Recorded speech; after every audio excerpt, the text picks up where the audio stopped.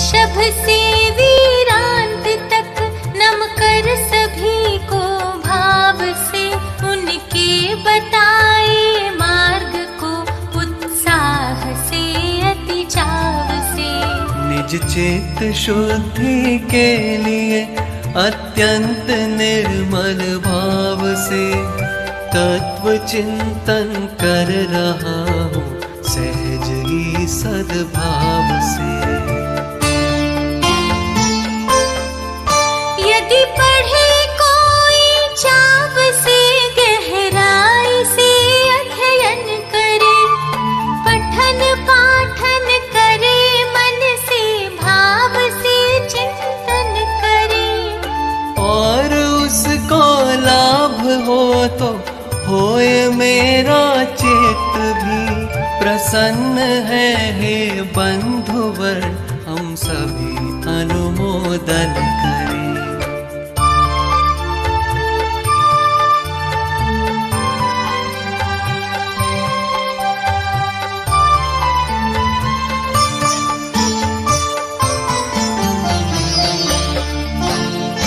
जीव और अजीव आश्रव बंध संवर निर्जरा, और मोक्ष ये सब तत्व है, और अर्थ है तत्वार्थ है। इनका विमल श्रद्धान दर्शन ज्ञान सम्यक ज्ञान है, और दर्शन ज्ञान में निज में रमणता ध्यान है। पुण्य एवं पाप भी तत्वार्थ में आते रहे, पुण्य एवं पाप आश्रव बंध के ही भेद है।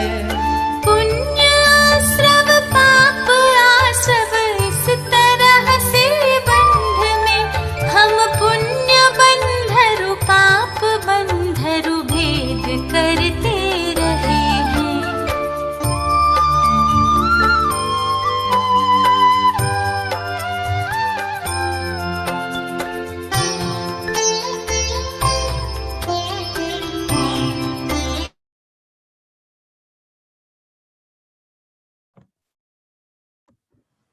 जय जिनेंद्र। कोमल जी स्टार्ट कर सकते हैं। Jai Jinendra. And Jai Jinendra as well. Okay, my name is Komal Shah. I'm tuned in from Nairobi, Kenya. And Rishabh can introduce where he's tuning in from. Of course, my name is Dr. Rishabh Jain, and I'm tuning in from the Isle of Wight in the UK currently. Great. Let me introduce Rishabh to everybody. He is born in Indore. He's a doctor currently working in the Isle of Wight, and he has been currently working on acute internal medicine, and he has studied from Brighton. Thank you very much, Komal ji. And with Komal ji, so she has been born and brought up in Nairobi, Kenya. So she's an experienced nutritionist by trade, but also accredited in yoga therapy and naturopathy. She is also the founder of the Veer Kun Kun Kahan Jain Youth Club as well. And in addition to all of this, she's also one of our organizers for this session as well. So आप सब लोग का आज स्वागत है इस programme में। Yeah, आप सभी का बहुत बहुत स्वागत है। Today's program is very, very special because it is our Pujya Gurudev's 132nd Janma Jayanti. Can you imagine people like you and me, Rishabh, we have not even seen Gurudev. But even then, living so far away from India, we are so devoted to him simply because of his way of explaining principles of the soul, which has attracted millions of people to like listen to him. And so we celebrate this great soul this evening. Absolutely. It's frankly quite amazing, really, to be honest. And it's so lovely to see so many of us tuning in from many different parts of the world as well. So I think that first of all, that we're going to start with with with the Namakar mantra given by two of our youngest members as well in our Jain community. So first of all, we have Fiona and Briella Shah. So they're both from Switzerland. They're 9 and 7 years old, and already from this young age, so they've both they're not eating underground vegetables. They've started taking Jain classes, and in addition to going on with their usual livelihoods, including reading, painting, and science. So without further ado, so I'll then go to these guys. So Fiona and Briella. So the Namakar mantra, please, our just to kick off our program. Thank you.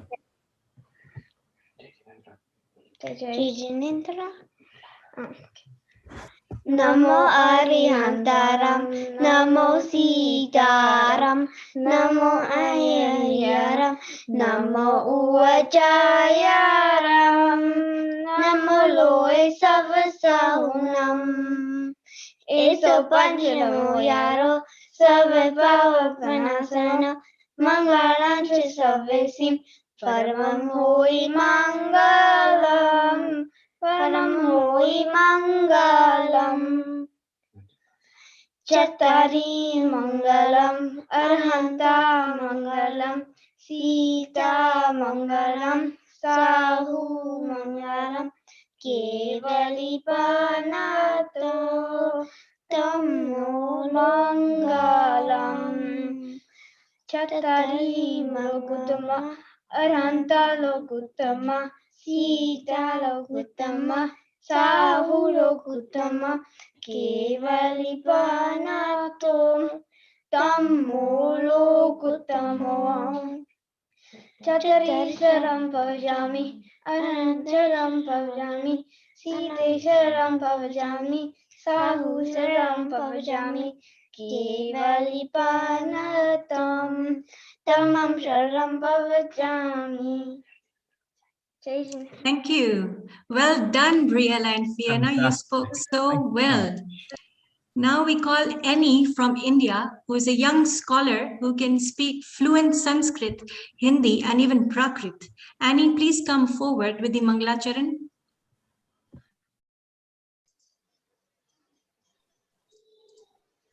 Jai Jinendra, please join your hands for Mangalacharan. Namah Shri Vardhamanaya Nirdhuta Kalilatmane Salokanam Trilokanam Yadvidya Darpanayate. भावार्थ, जिनके केवल ज्ञान रूप दर्पण में अलोकाकाश सहित षट द्रव्यों के समूह रूप संपूर्ण लोक अपनी भूत भविष्यत वर्तमान की समस्त अनंतानंत पर्यायों सहित प्रतिबिंबित हो रहा है और जिनका आत्मा समस्त कर्ममल रहित हो गया है, ऐसे श्री वर्धमान देवादिदेव अंतिम तीर्थंकर को मैं अपने आवरण कषाय आदि मल रहित सम्यक ज्ञान प्रकाश के प्रकट होने के लिए नमस्कार करता हूँ. Thank you. Fantastic. Thank you so much, Annie.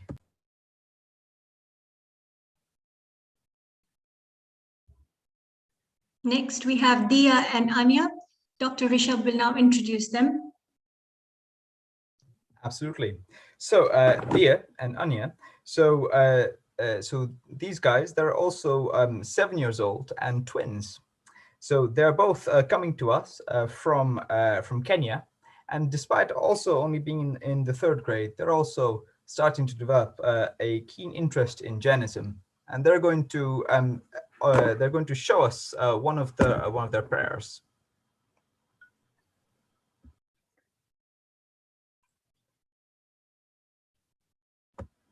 Dia and Anya, you can start. You can unmute yourselves.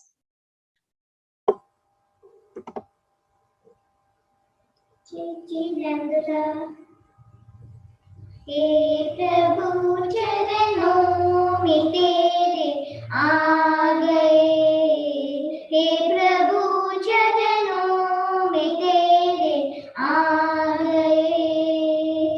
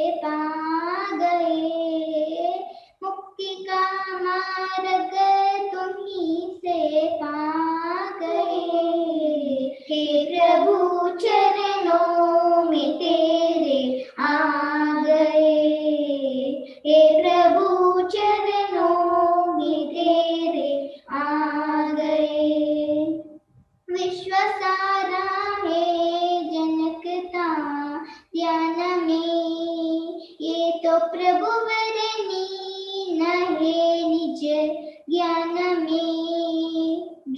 में निज ज्ञान को हम पा गए, ज्ञान में निज ज्ञान को हम पा गए। हे प्रभु चरणों में तेरे आ गए, हे प्रभु चरणों में तेरे आ गए। भावना अपनी का फल हम पा गए, भावना अपनी का फल हम पा गए। हे प्रभु चरणों में तेरे आ गए, हे प्रभु चरणों में तेरे आ गए।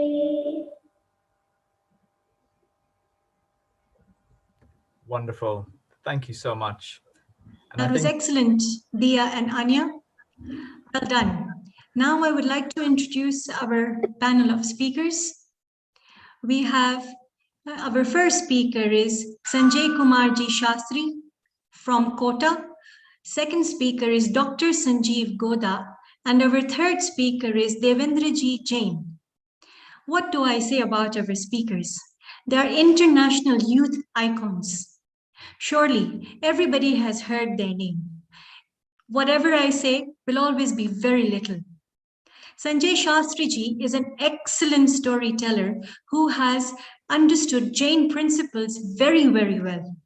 It is a lot of fun to listen to him because he explains the principles with so much joy and with a lot of faith in the principles.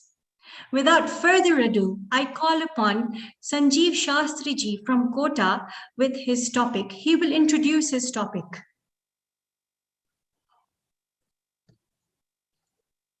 Sanjay ji आपकी टॉपिक आप बोलना।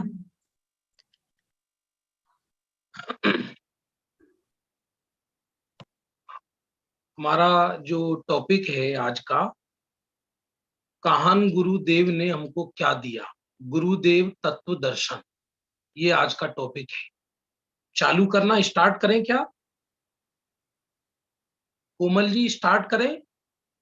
हाँ प्लीज आप स्टार्ट कीजिए।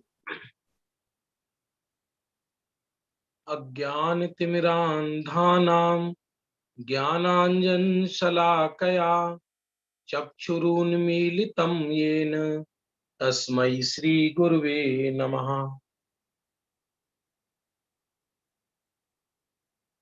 बंधु प्यारे बच्चों,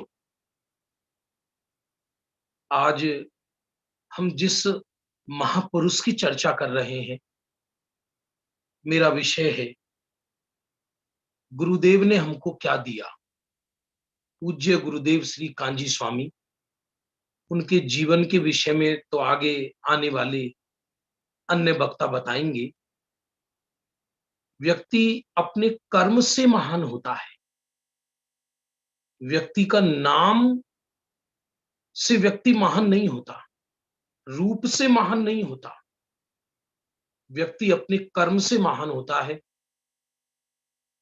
यदि विचार करें तो जब भारतवर्ष में अंग्रेजों का शासन चल रहा था, चारों तरफ क्रियाकांड था, अज्ञान था, अंधकार था, ऐसे समय में गुरुदेव श्री का अवतार हुआ, कांजी स्वामी का अवतार हुआ। उनकी कथा या स्टोरी में अभी नहीं सुना रहा आपको, लेकिन उनको समय सार जैसा महान ग्रंथ मिला, उनको मोक्ष मार्ग प्रकाशक जैसा महान ग्रंथ मिला। बस उस ग्रंथ को पाकर वो धन्य हो गए और उन्होंने गहरा अध्ययन प्रारंभ किया। तब सर्वज्ञ भगवान के मूल तत्व को समझा, परम दिगंबर जैन शासन को समझा उन्होंने।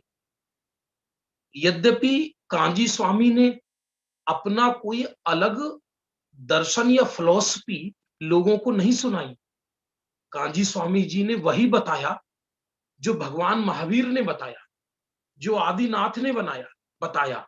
जो कुंद कुंद ने बताया। बंधुओं, धर्म बनाया नहीं जाता, बताया जाता है। वस्तु तत्व तो अनादिकाल से ऐसा ही था, लेकिन गुरुदेव श्री के निमित्त से वो बाहर आया।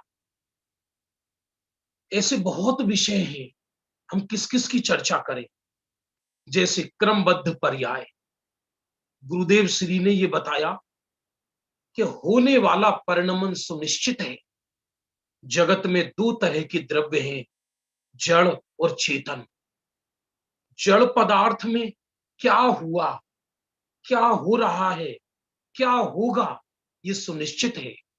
और चेतन मैं हूं, मेरे अंदर क्या हुआ, क्या हो रहा है और क्या भविष्य में होगा, ये सुनिश्चित है। ये बात यद्यपि भगवान महावीर ने बताई, ग्रंथों में ये बातें लिखी पड़ी है, पर वर्तमान में पूज्य गुरुदेव श्री के निमित्त से यह क्रमबद्ध पर्याय का अद्भुत सिद्धांत प्रस्फुटित हुआ, जिसे सुनकर मन को शांति होती है, दिमाग शांत हो जाता है। क्योंकि जब मुझे कुछ करना ही नहीं रहा, तो जो पर्याय है, उपयोग है, चिंतन है, थिंकिंग है, वो अंदर समा जाती है। लोक में ये नियम है कि यदि कोई कार्य सुनिश्चित है, जैसे आकाश में सूरज निकलता है और सूरज का निकलना सुनिश्चित है, तो हमको कभी चिंता नहीं होती उसके विषय। इसलिए गुरुदेव श्री ने क्रमबद्ध पर्याय का सिद्धांत बताकर हमको निर्भर कर दिया। दूसरा सिद्धांत, पुण्य पाप दोनों संसार है। पुण्य पाप का फल भी संसार है, पुण्य पाप का कारण भी संसार है। बीतरागता ही धर्म है। सुनने में अच्छा लगता है, पर जब अपने ऊपर व्यतीत हो, बीते, तो अंदर में संकट फील होता है। मैं आपको दो दृश्य बताता हूं। एक दृश्य, सीन, व्यक्ति भीख मांग रहा है, उसके शरीर से कोढ़ निकल रहा है, पुअर है, एकदम निर्धन है, और एक स्फटिक मणि के सिंहासन पर बैठा है, चारों ओर उसकी जय जयकार हो रही है। बताओ आपको कौन सी दशा पसंद होगी? आप चाहोगे मैं भी स्फटिक मणि के सिंहासन पर बैठूं?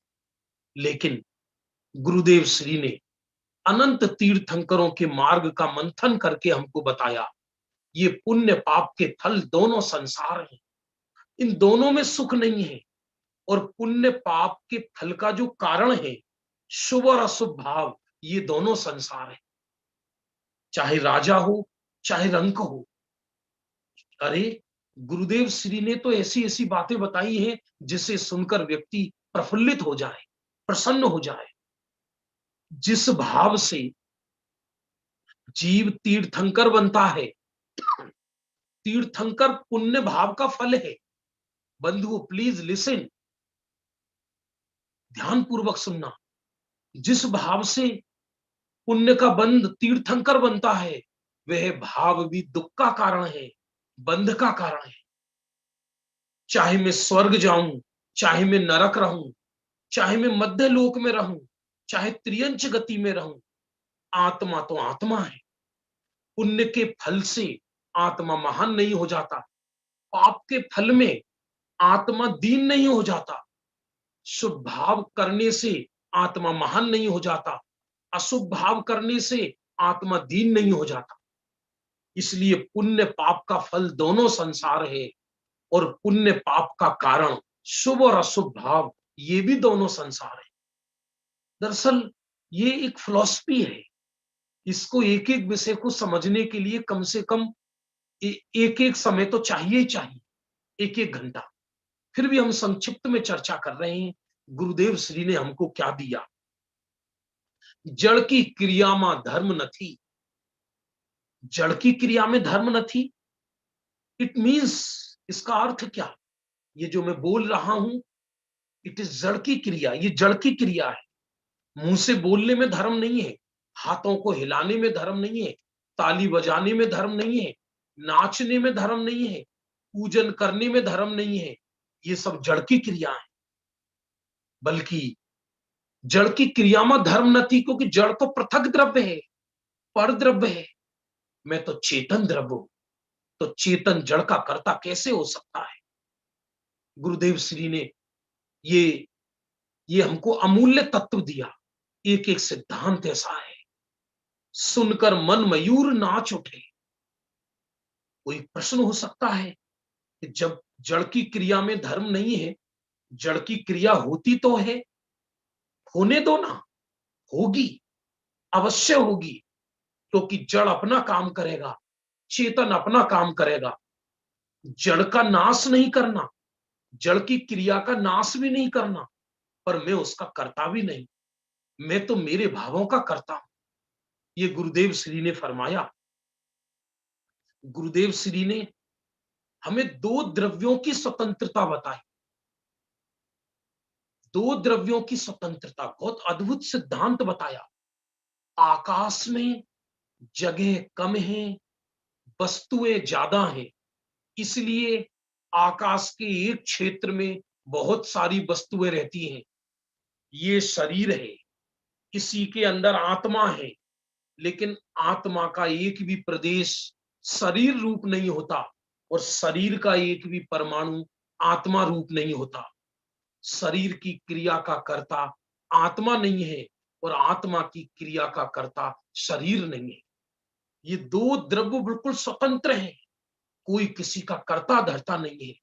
धरती का चप्पा चप्पा स्वतंत्र है, हर चीज अपने अंदर अंतर्मग्न है। ये विश्व बहुत सुंदर है। सुंदर क्यों है? क्योंकि धरती का कण कण, तीनों लोकों का चप्पा चप्पा, हर द्रव्य अपने अंदर अंतर्मग्न है। स्वतंत्रता और स्वावलंबन, ये जैन दर्शन का सार है, ऐसा गुरुदेव श्री ने बताया है। मैं भी स्वतंत्र हूं, आप भी स्वतंत्र हो। कण कण परमेश्वर है, वो जड़ेश्वर है, मैं चैतन्येश्वर हूं। ये मालूम पड़ते ही जो दृष्टि है, जो पर्याय है, जो उपयोग है, जो चिंतन है, जो कॉन्सेप्ट है, वो अपने आप को विषय बना लेता है। लोक में ये नियम है बंधुओं, हमें जिसकी महिमा होगी, प्रेम उसका होगा, और प्रेम जिसका होगा हम उसको विषय बनाएंगे। हो सकता है काफी नए लोग हों तो विषय कठिन लग रहा हो। गुरुदेव श्री ने हमें सम्यक दर्शन का विषय सुनने में कठिन लगेगा, जिसको दृष्टि का विषय कहते हैं। 45 वर्षों तक सरल रूप में कहें तो मैं जगत से भिन्न हूं, देह से भिन्न हूं, राग आदि विकारी परिणामों से भिन्न हूं, क्रोध मान माया लोभ से भिन्न हूं, यहां तक कि चिद वृत्तियों से भिन्न हूं। ऐसा श्रद्धा अपने को मानती है। श्रद्धा अपने को श्रद्धा नहीं मानती, सम्यक दर्शन अपने को सम्यक दर्शन नहीं मानता, सम्यक दर्शन अपने को आत्मा मानता है। ऐसा सम्यक दर्शन का विषय गुरुदेव श्री ने हमको दिया, आत्मानुभूति की कला सिखाई। अरे गुरुदेव श्री ने ये बताया, हम जड़ का अनुभव तो कर ही नहीं सकते, पर का अनुभव आज तक 3 काल 3 लोक में किसी जीव ने किया ही नहीं है। ये गुरुदेव श्री ने बताया। अज्ञान के काल में भी आत्मा अपना ही अनुभव करता है, लेकिन उसे ये मालूम नहीं है कि मैं आत्मा हूं। तो अपने अनुभव की कला सिखाई गुरुदेव श्री ने। गुरुदेव श्री ने एक और अद्भुत स्वतंत्रता की पराकाष्ठा का खुलासा किया। पर्याय के सत्कारक भिन्न है, अर्थात पर्याय जैसे राग है, सम्यक दर्शन है, सम्यक दर्शन का कर्ता द्रव्य नहीं है, क्योंकि यदि सम्यक दर्शन का कर्ता आत्मा हो तो सम्यक दर्शन आज ही क्यों हुआ, पहले क्यों नहीं हुआ? क्योंकि जो त्रिकाल भगवान आत्मा है वो तो अकर्ता स्वरूप है। पर्याय का कर्ता पर्याय है, पर्याय अपने सत्कारक से पैदा होती है। गुरुदेव श्री ने ग्रंथों से खोल खोल कर ये सिद्धांत बताए, लेकिन ये भी बताया कि द्रव्य अपने परिणाम का कर्ता है। परिणाम को, राग को या निर्मल परिणाम को पर द्रव्य नहीं करता, इसलिए आत्मा करता है, अज्ञानी अज्ञान को करता है, ज्ञानी ज्ञान को करता है। लेकिन जब द्रव्य की स्वतंत्रता बताई तो इतनी स्वतंत्रता बताई कि पर्याय के सत्कारक द्रव्य से जुदा है। गुरुदेव श्री ने अकर्तावाद का सिद्धांत बताया।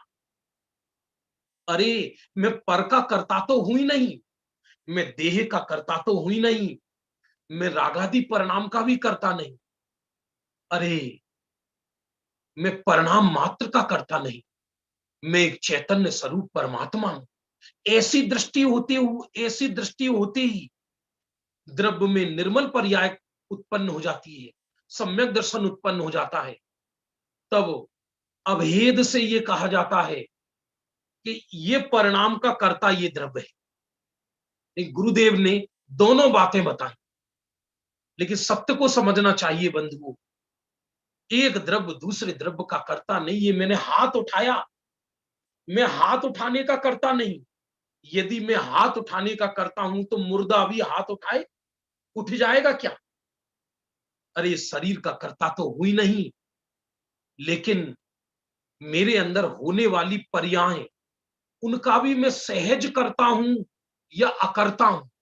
दोनों की विवक्षाएं गुरुदेव श्री ने बताई। गुरुदेव श्री ने यह भी खुलासा किया, अभी तक हम ये मानते थे कि वस्तु में भाव नाम का धर्म है, पर हमारे गुरुदेव श्री ने कहा जैसे वस्तु में भाव नाम का धर्म है वैसे वस्तु में अभाव नाम का धर्म भी है। जैसे ये रुमाल है, मैं आपसे पूछूं ये रुमाल आपके पास है क्या? आप कहोगे नहीं है। तो ये रुमाल मेरी अपेक्षा है और आपकी अपेक्षा नहीं। ऐसे एक वस्तु के अंदर भाव धर्म भी है और वस्तु के अंदर अभाव धर्म भी है। गुरुदेव श्री ने एक एक गजब का सिद्धांत बताया। कर्म विकार नहीं कराता। यदि कर्म विकार कराए तो फिर तो हम कर्म के कठपुतली हो गए। ये गुरुदेव श्री ने ग्रंथ बताया तो अनंत तीर्थंकरों ने है, गुरुदेव श्री ने तो इस काल में हम पर उपकार करके खुलासा किया। मैं आपसे पूछना चाहता हूं, थर्मामीटर बुखार कराता है या बुखार बताता है? आप कहोगे थर्मामीटर बुखार बताता है। उसी तरह कर्म विकार कराता है या कर्म विकार को बताता है? इसलिए कर्म विकार का कर्ता नहीं है बल्कि कर्म विकार का ज्ञापक है। ये गुरुदेव श्री ने बहुत खुलासा किया। कर्म विकार नहीं कराता हमको, जीव स्वयं अपनी योग्यता से विकार करता है।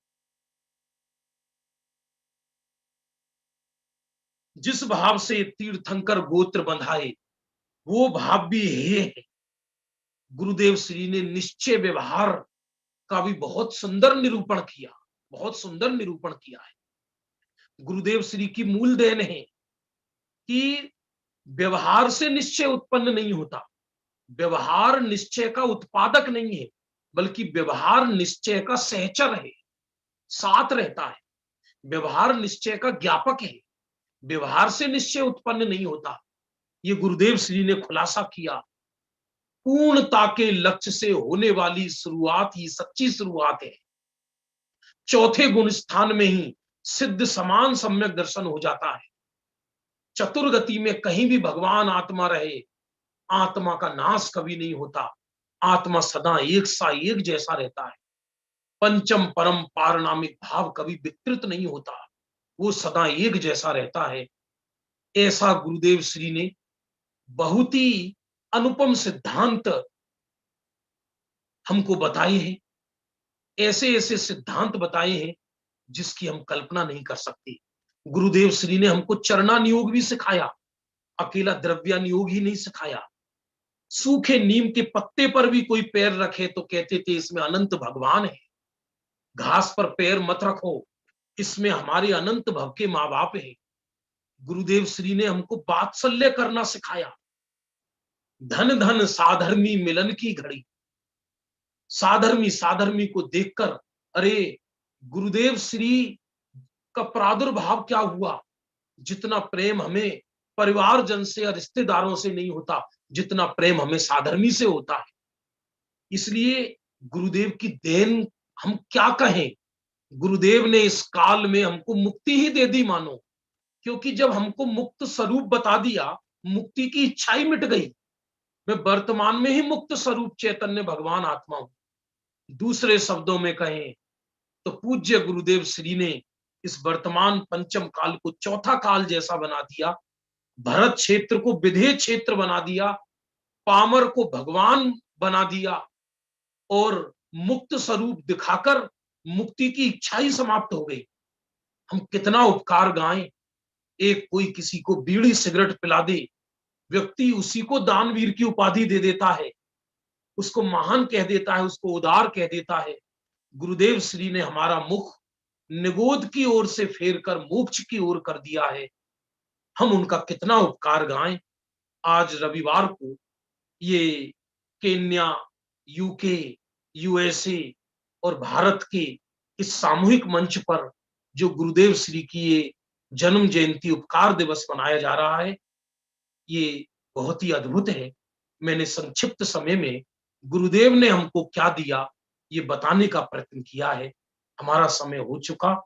हम कम समय में, जीवन बहुत कम है, गुरुदेव के सिद्धांतों को समझकर, गुरुदेव के सिद्धांत माने बीतरागी प्रभु के सिद्धांतों को समझकर अपनी आत्मा का कल्याण करें।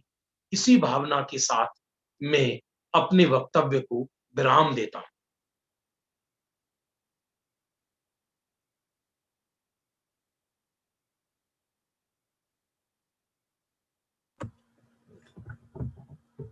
Fantastic. Thank you. Thank you so much, Sanjay Kumarji, for taking us through all of that. So next, we are going to have Siddhi and Labdhi, who are both in the who are in 6th grade and 3rd grade, and they are so they are very enthusiastic with all parts of Jainism to quite an impressive extent, getting involved already from pujas to pravachans from their home in the USA, to reading, to contests, and even going as far as attending 2 Panchkalyanaks as well. So I would like to welcome Siddhi and Labdhi from the USA to engage us with a bhakti, please. So Siddhi and Labdhi.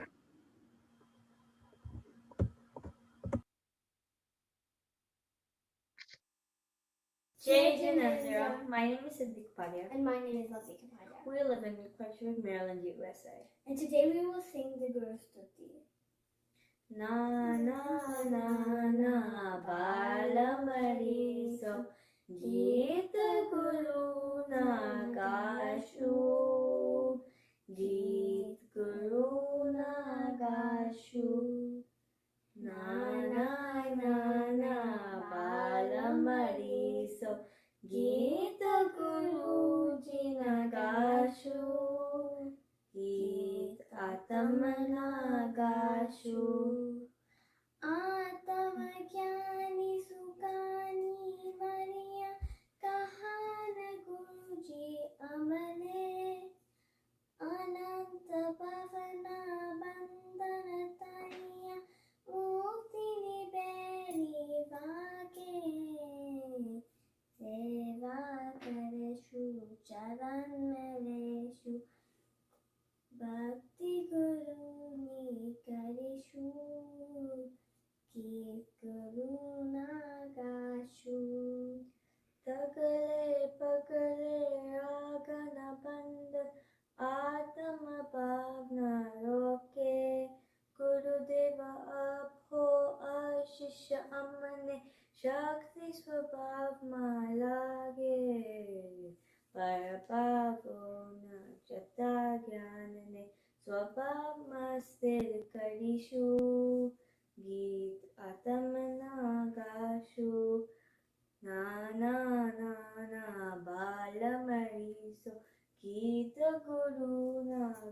गाशु गीत गुरु ना गाशु मुक्ति पुरी ना पथिक एवा गुरुजी निवाणी सुनिशु स्वाध्याय मनन करता करता आत्म अनुभव करेशु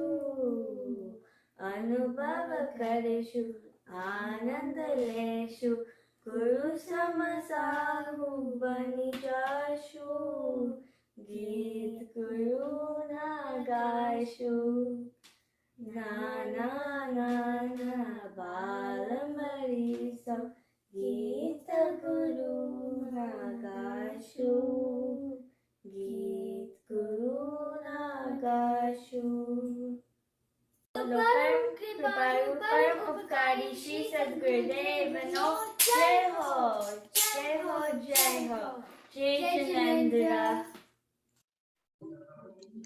Thank you from USA. That was wonderful.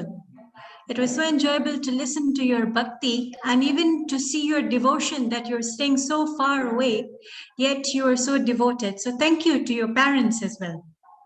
Thank you, Sanjay Kumar ji.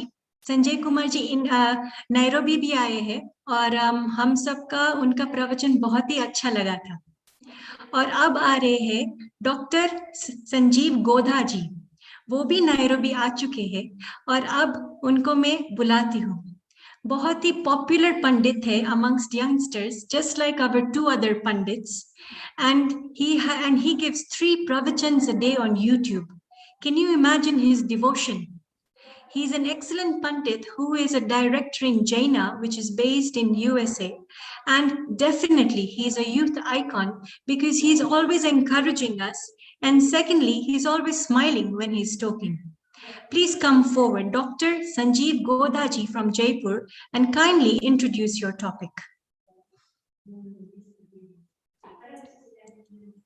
पूज्य गुरुदेव ना होते तो आज क्या होता, सत्य दर्शन का सूर्य अस्त हो गया होता। गुरुदेव श्री के जन्म जयंती का यह है प्रसंग सर्वोदय अहिंसा और नैरोबी ट्रस्ट के माध्यम से मनाया जा रहा है। अभी हमने आदरणीय संजय जी शास्त्री जेवर वालों के माध्यम से गुरुदेव श्री ने हमारे को क्या दिया इसकी चर्चा को सुना। कितने सिद्धांत एक एक सिद्धांत के ऊपर घंटों चर्चा की जाए। भाई साहब ने शॉर्ट में उन सब बातों को बतलाया, लेकिन उन सब बातों को सुन करके हम महसूस कर पा रहे थे कि आखिर उन्होंने क्या दिया है। मेरा विषय आज यहाँ इस प्रवर्तमान गोष्ठी में है, गुरुदेव श्री कहो या क्रमबद्ध कहो, दोनों एक ही भाव को सूचित करते हैं। और क्रमबद्ध पर्याय की दृढ़ता पूर्वक पुरुषार्थ किस तरह से गर्भित उसमें होता है, इस पर मुझे थोड़ी बहुत चर्चा आप लोगों के बीच में करनी है। गुरुदेव और क्रमबद्ध पर्याय पर्यायवाची हैं। क्रमबद्ध पर्याय की चर्चा चले और गुरुदेव श्री कांजी स्वामी का नाम न आए, ऐसा हो नहीं सकता। मैं सिर्फ आज की बात नहीं कर रहा हूं, हजारों वर्ष बाद में भी जब कभी भी कोई व्यक्ति क्रमबद्ध पर्याय शब्द का उच्चारण करेगा, जब कभी भी कोई व्यक्ति क्रमबद्ध पर्याय की चर्चा करेगा, तो गुरुदेव का नाम आए बिना नहीं रहेगा।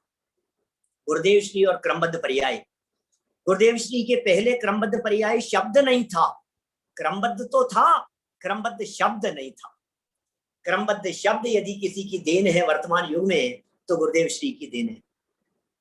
गुरुदेव श्री ने जब क्रमबद्ध पर्याय की चर्चा जन जन में प्रसारित की, तो उसका विरोध भी कम नहीं हुआ। समाज में बहुत विरोध हुआ। शायद ही गुरुदेव श्री द्वारा प्रतिपादित किसी अन्य सिद्धांत का इतना विरोध हुआ हो जितना विरोध क्रमबद्ध पर्याय का हुआ। लेकिन मैं कहता हूं, उस विरोध से क्रमबद्ध पर्याय को कोई फर्क नहीं पड़ता, क्योंकि वो विरोध भी क्रमबद्ध था।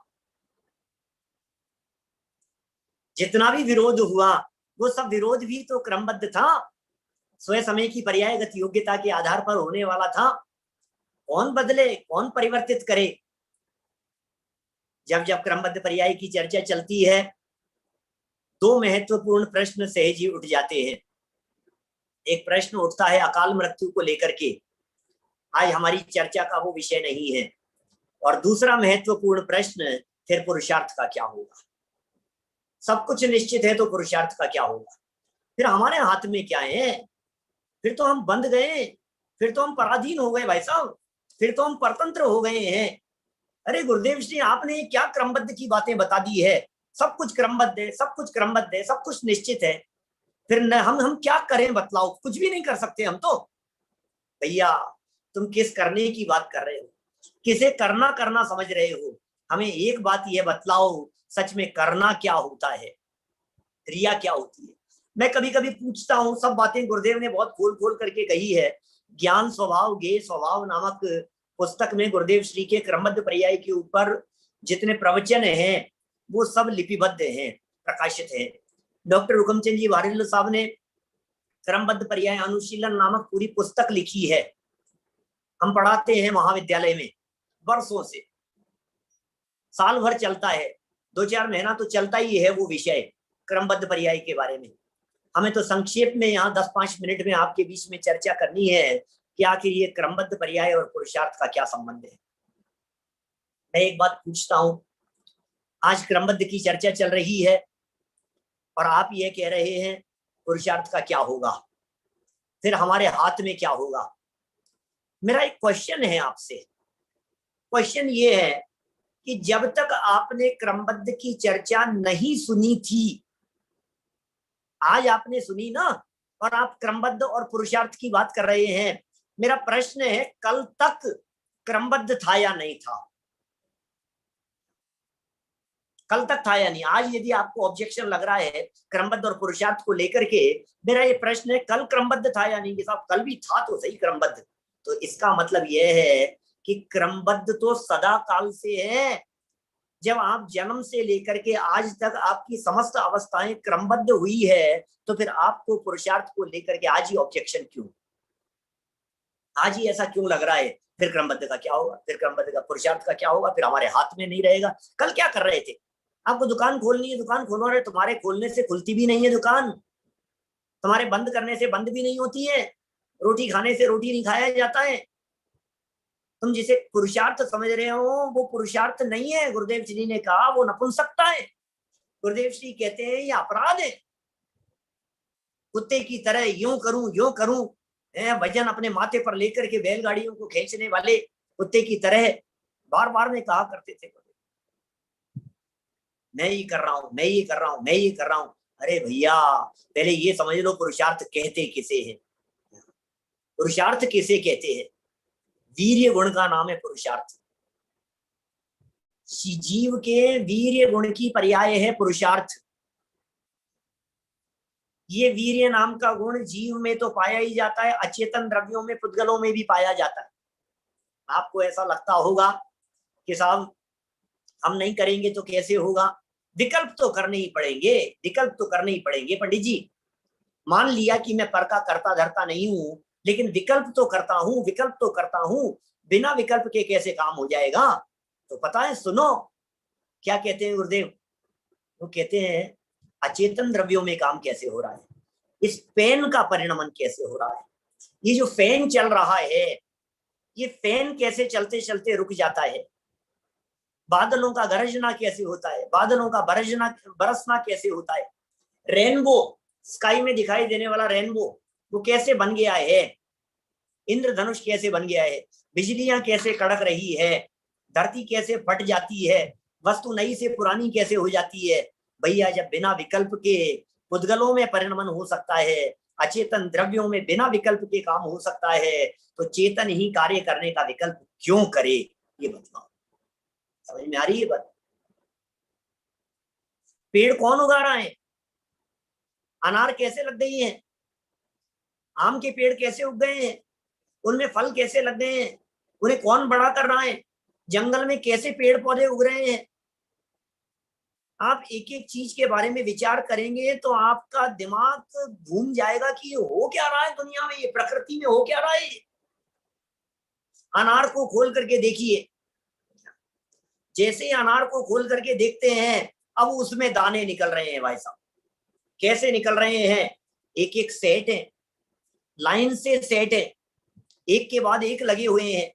एक एक ग्रुप के बाद में पतली सी उसकी परत है, झिल्लियां लगी हुई है, सेपरेट बनी हुई है, ऊपर कठोर कवच बना हुआ है।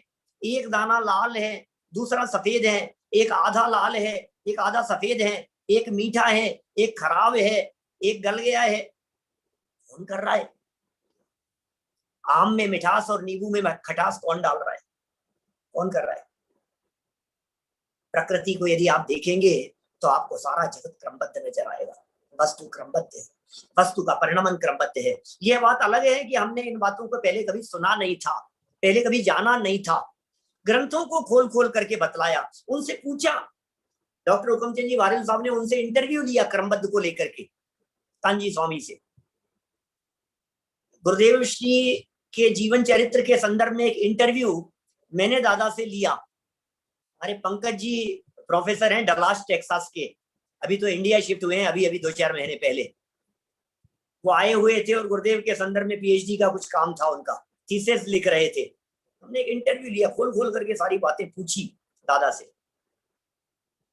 हम आपसे कहना चाहते हैं एक बार देखो तो सही, शास्त्र तो खोल करके देखो। समय सार ग्रंथादिराज सर्व विशुद्ध ज्ञान अधिकार 308 से लेकर के 311 तक की गाथाएं और उन गाथा की टीकाएं, व्याख्या, जिसमें अमृत चंद्राचार्य कहते हैं जीवो ही तावत क्रम नियमित आत्म परिणाम उत्पद्यमानो जीव एव न अजीव है, एवं अजीवोपि क्रम नियमित आत्म परिणाम उत्पद्यमानो अजीव एव न जीव है। ये जीव क्रम नियमित अपने परिणामों से उत्पन्न होता हुआ जीव ही रहता है। ये जो क्रम नियमित शब्द आ गया है, इस क्रम नियमित के संदर्भ में पंडित फूलचंद जी सिद्धांत शास्त्री, न्याय सिद्धांत के विशेष ज्ञाता विद्वान, धवलादी ग्रंथों के संपादन में जिनका बहुत महत्वपूर्ण योगदान रहा, वे अपनी जैन तत्व मीमांसा नामक पुस्तक में लिखते हैं।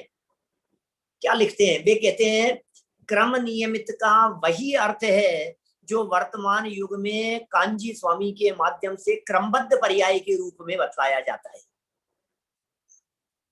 फूलचंद जी सिद्धांत शास्त्री लिख रहे हैं अपनी जैन तत्व मीमांसा नामक पुस्तक में कि क्रम नियमित का मतलब भी वही है। क्रम नियमित, नियमित माने निश्चित, और क्रमबद्ध लोगों का आग्रह रहता है।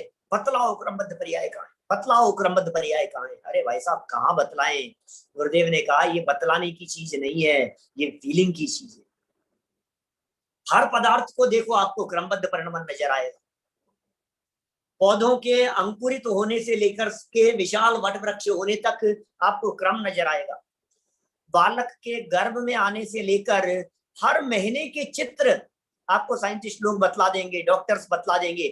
पहले महीने में क्या आकार बना, दूसरे महीने में कैसा हो गया, तीसरे महीने में कैसा हो गया। गर्भ में रहता हुआ बालक व्यवस्थित क्रम से बढ़ रहा है। 9 महीने होकर के जन्म हो गया, उसके बाद में बालक घुटनों के बल चलने वाला, फिर और बड़ा हुआ और बड़ा हुआ, किशोर हो गया, फिर आगे बढ़ते बढ़ते तरुण युवा होते हुए और वो सब वृद्धावस्था तक पहुंच गया। एक व्यवस्थित क्रम है ना। इज इट पॉसिबल कि वृद्धावस्था पहले आ जाए और युवावस्था बाद में चली जाए?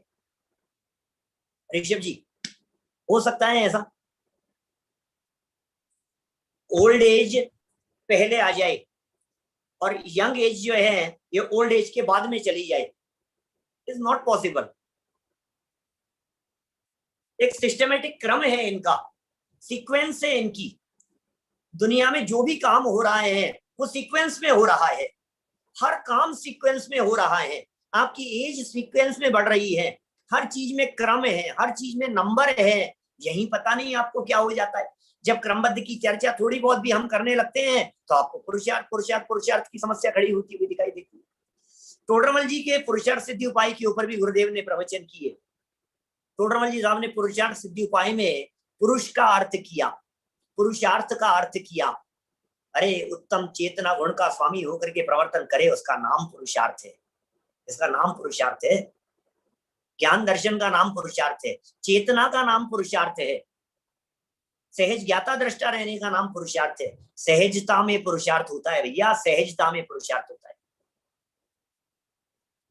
आप किसे पुरुषार्थ कह रहे हो? अज्ञानी जीवों को क्रमबद्ध में पुरुषार्थ उड़ता हुआ नजर आ रहा है। लेकिन भाई क्रमबद्ध में पुरुषार्थ उड़ता नहीं है, क्रमबद्ध के निर्णय में पुरुषार्थ छिपा है। ये गुरुदेव की देन है। क्रमबद्ध का निर्णय करो, ये निर्णय करने वाली पर्याय ये पुरुषार्थ है। निर्णय नहीं हो पा रहा है, निर्णय नहीं हो पा रहा है हमारे को, ये पुरुषार्थहीनता का काम है। क्या करे, पर में तो चलती नहीं है। एक द्रव्य दूसरे द्रव्य का कर्ता धरता नहीं है। इस महान सिद्धांत का उद्घोष यदि किसी व्यक्तित्व के माध्यम से हुआ है तो वे गुरुदेव श्री। एक द्रव्य दूसरे द्रव्य का कर्ता धरता नहीं।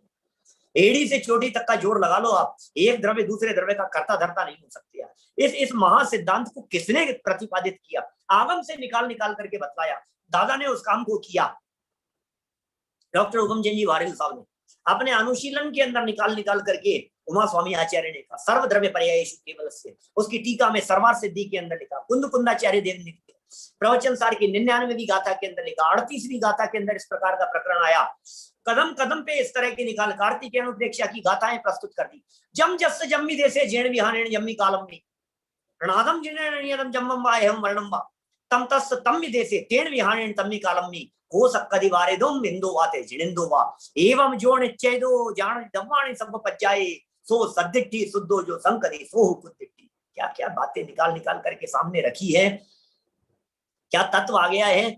ये वो तत्व है, ये वो सिद्धांत है, ये वो चर्चा है जो सर्वज्ञता के आधार पर बतलाई जाती है। गुरुदेव ने कहा क्रमबद्ध नहीं मानने वाले सर्वज्ञता को नहीं मान सकते। आप यदि सर्वज्ञता को मानते हैं तो आपको क्रमबद्ध मानना ही पड़ेगा। ऐसा कैसे हो सकता है? सर्वज्ञता को तो मानो और क्रमबद्ध को नहीं मानो, ऐसा कैसे हो सकता है? सर्वज्ञ सब कुछ जानते हैं ना, तो सर्वज्ञ भगवान तीन लोक के नाथ वे इस बात को जानते होंगे या नहीं जानते होंगे कि हमारे साथ में भविष्य में क्या घटना घटने वाली है? बोलो, सर्वज्ञ भगवान के ज्ञान में ये बात नहीं आ रही होगी। अच्छा, मैं आपसे पूछता हूं, इतनी सी बात का मुझे जवाब दे दीजिए कि आप लोगों को ये कार्यक्रम शुरू होने के पहले पता था या नहीं पता था कि आज ये कार्यक्रम शुरू होने वाला है? मालूम था प्रोग्राम शुरू होगा। इंडिया टाइम 9 o'clock, यूके में तो अभी दिन होगा। मेरा कहने का मतलब ये है, आपको पता था ना, तो आप फ्यूचर को जानते हो।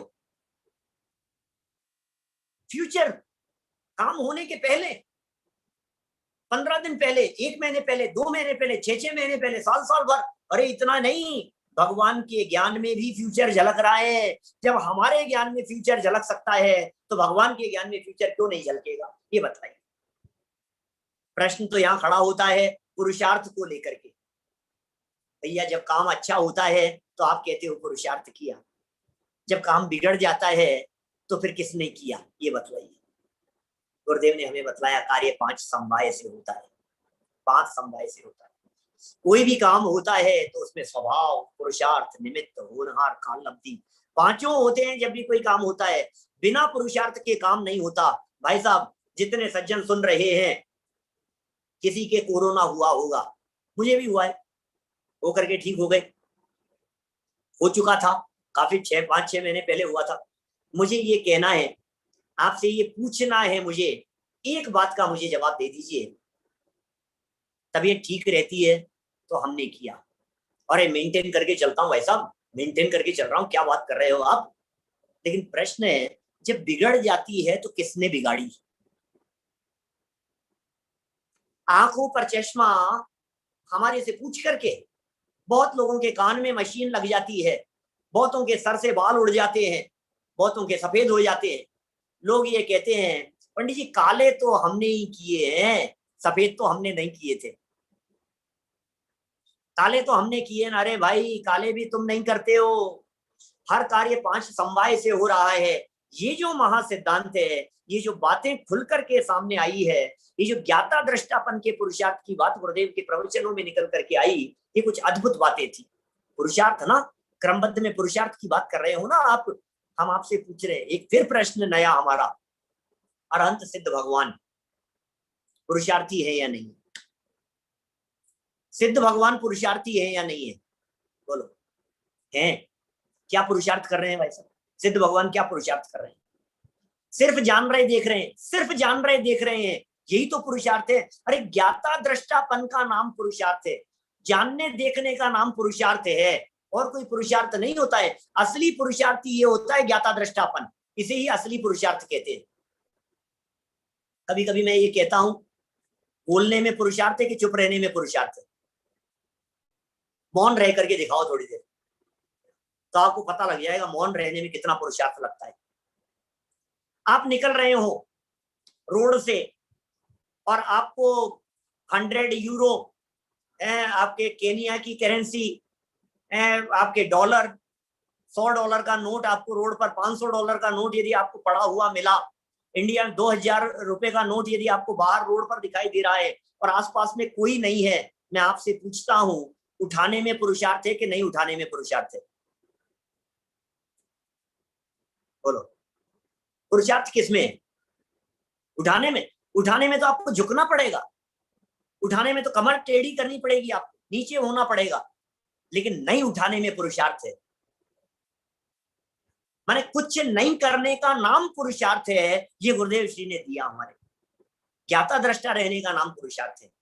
प्रतिकूल परिस्थितियां बनने पर भी क्रोध करने में क्या दम है? नहीं करने में पुरुषार्थ है। सहज रहने में पुरुषार्थ है। पर्यायों के क्रमबद्ध परिणमन में उनका सहज पुरुषार्थ है।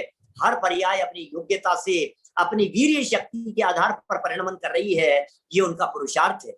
सिद्ध भगवान पर में कुछ नहीं करते, अनंत भगवान पर में कुछ नहीं करते, ये उनका पुरुषार्थ है। यह असली पुरुषार्थ की बात है भाई साहब, जिस पुरुषार्थ की चर्चा गुरुदेव श्री ने हमारे को बतलाई, क्रमबद्ध परिणमन बतलाया। स्वभाव के निर्णय का नाम पुरुषार्थ है। इस क्रमबद्ध के निर्णय में दृष्टि स्वभाव सन्मुख होती है, पर्यायों से दृष्टि हटती है और दृष्टि स्वभाव सन्मुख हो जाती है। ये बातें खोल खोल करके उन्होंने हमारे सामने प्रस्तुत की। कुछ अद्भुत बातें आ गई थी। क्रमबद्ध और पुरुषार्थ, और क्रमबद्ध पुरुषार्थ के साथ साथ में क्रमबद्ध और गुरुदेव, इनको यदि वास्तव में एक दूसरे का पर्यायवाची कहा जाए तो किसी तरह की कोई अतिशयोक्ति नहीं है। युगों युगों तक, पंचम काल के अंत तक, जब जब क्रमबद्ध पर्याय को याद किया जाता रहेगा, तब तब गुरुदेव श्री का नाम हमेशा सर्वोपरि रहेगा। अकेला क्रमबद्ध पर्याय की चर्चा कर रहा था, इसकी इतनी बात कही मैंने। वास्तव में तो जब जब अध्यात्म की चर्चा आएगी, जब जब समय सार की चर्चा आएगी, जब जब जैन सिद्धांतों का रहस्य निकालने की बात आएगी, तो गुरुदेव श्री जरूर याद आएंगे। और मैं तो ये कह सकता हूं, वर्तमान युग में, आगे आने वाले काल में गुरुदेव श्री को यदि हटा दिया जाए तो जैन दर्शन, जैन सिद्धांत, जैन अध्यात्म, जैन शासन का रहस्य अन्यत्र मिलेगा ही नहीं, मिलेगा ही नहीं, मिलेगा ही नहीं। मैं अपनी बात को यही विराम देता हूं। हम सब 132वीं जन्म जयंती का एक कार्यक्रम धूमधाम से मना रहे हैं। एक बार इन सिद्धांतों को गहराई से समझें, गहराई से जानें, गहराई से पढ़ें और अपने जीवन को सफल सार्थक करें। इसी भावना से बात को यही विराम। वाओ, डॉक्टर गोदा जी, इतनी पावरफुल बात है आपने बताई है। आपने बताया हमको क्रमबद्ध पर्याय की और पुरुषार्थ की। Thank you so much. So next अब हम लाएंगे प्रिशा और जनाली, age 7 and 11 respectively, from Brisbane, Australia, who will also tell us a lovely bhakti as well. So Prisha and Janali.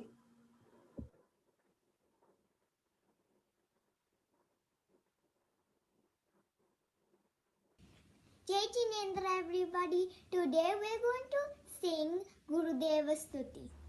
भजले सदगुरुदेव महान, ये है जग के तारनहार, जग के तारनहार है, जग के तारनहार। भजले सदगुरुदेव महान, ये है जग के तारनहार।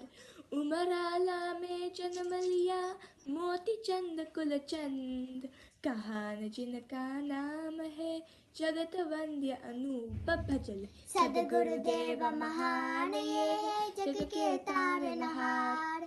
धर्म सभा के राजवीर वैरागी गुरवंत, शिशुवय के भगत अहो भावी के भगवंत। भजन सदगुरुदेव महान, ये है जग के तारनहार।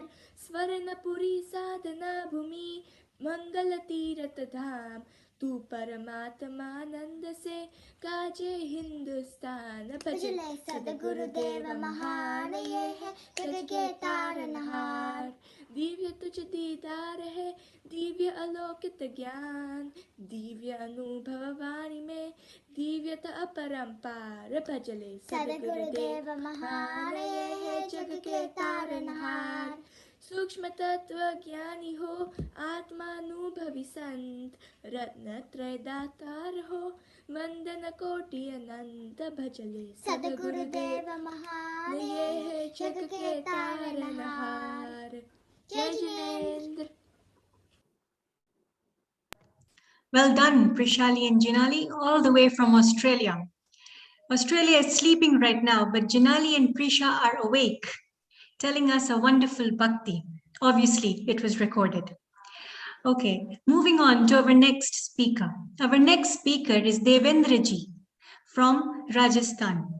I have personally learned from Devendra Ji and Sanjay Ji in like Manglayatan, which is in Aligarh. And it was an enjoyable experience. Manglayatan is in the north of India, where it's a wonderful school where they're educating young boys. And of course, for girls, they've got schools in Udaipur and in Delhi as well. So this is a brilliant experience for any one of us who are NRIs or anybody who is tuned in from India as well, to go and stay in such schools and to learn from teachers. Devendra Ji has translated 3,000 Gujarati pravachans of Gurudev Shri into Hindi. Can you imagine his devotion, his time he's giving towards preserving Jain culture for us, the youth and children? Thank you so much, Devendra Ji, for the great work you are doing, as well as Dr. Sanjeev Godha Ji and, of course, Sanjay Shastri Ji. Now I call upon Devendra Ji, please come forward and also introduce your topic. आपकी topic आप please हमें बताइए.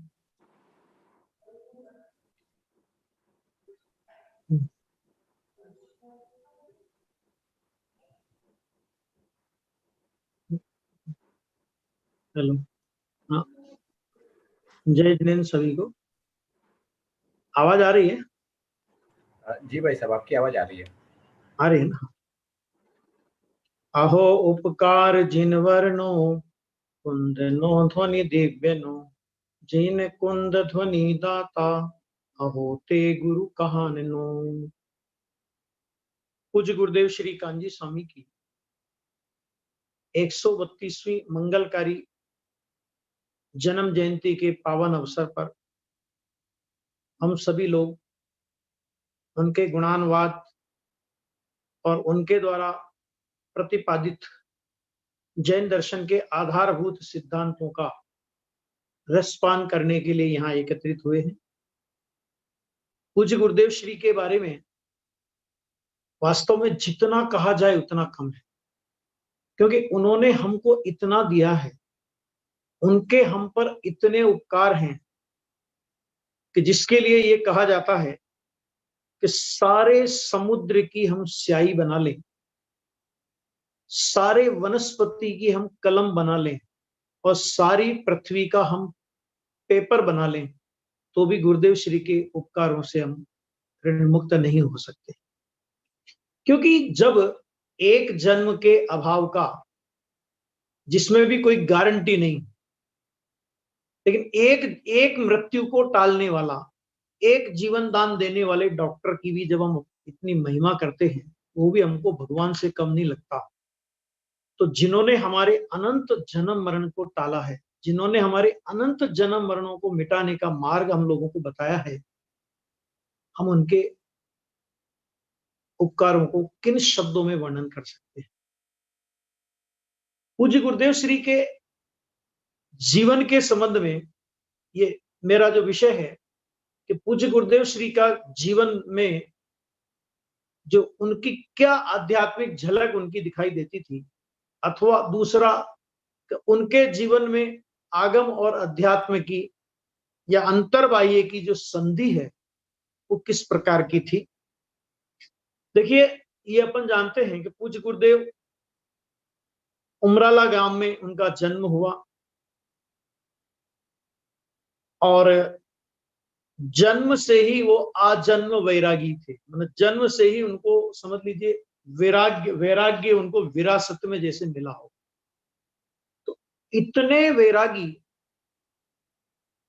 बचपन में उनको जो उनके परिवारजन हैं या उनके जो नातेदार रिश्तेदार हैं, वे उनको भगत कहते थे। पूरा जीवन परिचय नहीं सुनाने का अवसर है, लेकिन उनके जीवन में से जो प्रेरणास्पद बातें हैं कि जब वो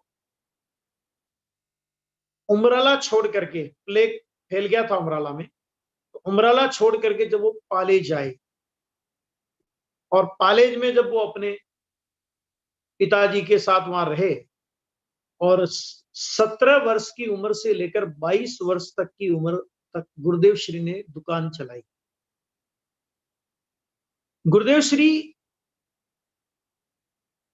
जब भी फुर्सत में होते, निवृत्ति में होते, तो उनको नाटक वगैरह देखने का भी उनको रुचि थी।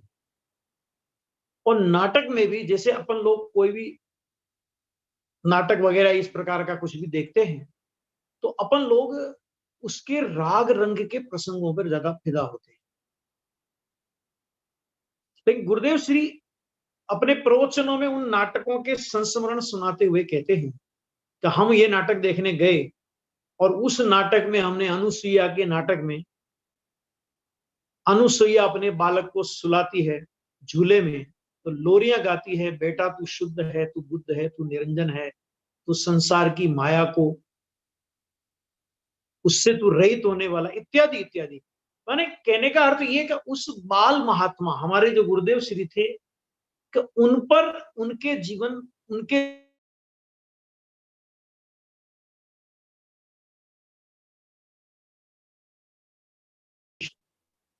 प्रभाव डालते थे। और ऐसे ऐसे एक बार जब उन्होंने रामलीला देखी, तो रामलीला देखी तो उसमें भी उन्होंने इतनी वैराग्य की धुन उनको चढ़ी कि शिव रमणी रमनार तू, तू ही देवनो देव, ऐसा एक काव्य उन्होंने बना लिया। मूलतः गुरुदेव कवि नहीं थे, लेकिन अंतर की भावना से उन्होंने वो काव्य बनाया। ऐसे बहुत प्रसंग गुरुदेव के हैं कि जब ये जो अभी क्रमबद्ध पर्याय की हमारे संजीव जी चर्चा कर रहे थे, गुरुदेव के जीवन में देखो, दिगंबर शास्त्र तो विक्रम संवत 1978 में गुरुदेव को मिला, समय सार पहली बार।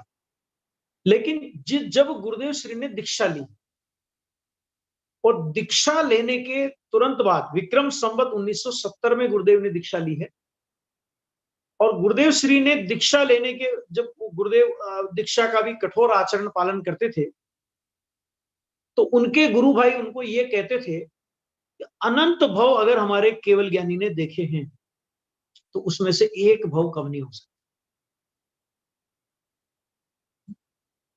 तो गुरुदेव श्री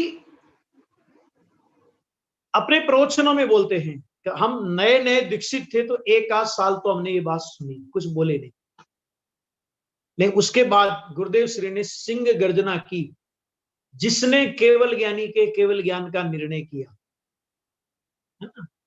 दूसरी तरह से सर्वज्ञता का निर्णय किया। सर्वज्ञता का निर्णय कहो, क्रमबद्ध पर्याय का निर्णय कहो, एक ही बात है। अभी हमारे संजीव जी ने आपको बताए हैं। तो जिसने सर्वज्ञता का निर्णय किया, केवल ज्ञानी, तुम कहते हो केवल ज्ञानी ने अनंत भव देखे होंगे, तो एक भव कम नहीं होगा। तो गुरुदेव प्रश्न करते थे, गुरुदेव उनसे पूछते थे कि तुमको केवल ज्ञानी का निर्णय है कि 3 काल 3 लोक के द्रव्य गुण पर्यायों को, उनके एक एक पर्याय के अनंत अनंत अविभागी प्रतिच्छेदों को जानने वाले केवली भगवान, केवल ज्ञान, सर्वज्ञ इस जगत में है क्या? ऐसा तुमको निर्णय है? अरे ऐसा निर्णय, केवल ज्ञानी का निर्णय केवल ज्ञानी की ओर देख करके नहीं होता है। केवल ज्ञान, सर्वज्ञता जिस सर्वज्ञ स्वभाव के अवलंबन से आती है, सच में उस सर्वज्ञ स्वभाव का अवलंबन करने पर केवल ज्ञान का निर्णय होता है। और ऐसा केवल ज्ञान का जिसको निर्णय होता है, उसके अनंत भव केवल ज्ञानी परमात्मा के ज्ञान में होते ही नहीं। क्यों? तो गुरुदेव फरमाते हैं अपने प्रवचनों में वो कहते हैं उस समय हमने कोई दिगंबर शास्त्र नहीं पढ़ा था, लेकिन प्रवचन सार की 80 नंबर की गाथा का भाव अंदर से आया था। जिस गाथा में कहा गया है ना कि जो अरिहंत भगवान को द्रव्य रूप से, गुण रूप से, पर्याय रूप से जानता है, वह अपनी आत्मा को जानता है और उसका मोह अवश्य क्षय को प्राप्त होता है। यदि वो भाव उस समय अंदर से आया। यानी देखिए 23 साल की उम्र, गुरुदेव श्री ने दीक्षा ली थी 23 साल में, 23.5 साल, और 1 साल बाद ही, क्योंकि ये बात तो गुरुदेव को पक्का निर्णय था, केवल ज्ञानी, कभी केवल ज्ञानी ने ज्ञान में देखा होगा तो अनंत भव होंगे। अरे भाई तू केवल ज्ञान का निर्णय तो कर। जिसको अनंत भव की शंका है, जिसको ये शंका है कि मेरे अनंत भव होंगे, तो सच में उसने केवल ज्ञान का निर्णय किया ही नहीं है। देखिए मानस स्तंभ प्रतिष्ठा महोत्सव था सोनगढ़ में, और मानस स्तंभ प्रतिष्ठा महोत्सव के समय का गुरुदेव श्री का एक प्रवचन है, आत्मधर्म में प्रकाशित हुआ है। और जब हमने गुरुदेव श्री की 125वीं जयंती मनाई थी, तब हमने उस समय मंगलायतन पत्रिका के कुछ विशेषांक, तब मैं वहां था तो विशेषांक निकाले थे। उसमें क्रमबद्ध पर्याय का एक विशेषण, 2 विशेषांक हमने निकाले थे। उसमें गुरुदेव का एक प्रवचन, अरे अनंत भव की शंका, अरे अनंत भव की बात तो छोड़ो, भव्य और अभव्य की शंका भी नहीं होती। मैं अभव्य होऊंगा तो मैं इतना पुरुषार्थ करूंगा, लेकिन अगर मैं अभव्य होऊंगा तो मेरा मोक्ष होगा ही नहीं। किसकी ओर देख के तू बोलता है? अरे आत्मार्थी को, केवल ज्ञानी परमात्मा के केवल ज्ञान का निर्णय करने वाले को, सर्वज्ञ स्वभाव का निर्णय करने वाले को, सर्वज्ञता का निर्णय करने वाले को अनंत भव होते ही नहीं। ये बात गुरुदेव डंके की चोट उस जमाने में कहते। जिस संप्रदाय में गुरुदेव थे, उस संप्रदाय में जो बातें नहीं थी, वो बातें गुरुदेव श्री के प्रवचन में आती थी, जो दिगंबर संप्रदाय से मेल खाती। भरी सभा में यह घोषित करना कि जिस भाव से तीर्थंकर प्रकृति बनती है वह भाव धर्म नहीं है। क्यों नहीं है? क्योंकि धर्म से बंधन नहीं होता, और जिस भाव से बंधन होता है वो भाव धर्म नहीं होता। तीर्थंकर प्रकृति जिस भाव से बंधे वो भाव धर्म नहीं है। गुरुदेव बोलते थे, अरे दूसरी भाषा में कहें तो अधर्म है। सारी सभा सन्नाटे के साथ में सुन रही थी, क्योंकि गुरुदेव के प्रति लोगों की श्रद्धा थी। लेकिन उन्हीं के साथ के 2-3 साधु वहां पर बैठे थे, वो वोसरे वोसरे वोसरे करके सभा में से उठ के चले गए। ऐसे कितनी ही बातें।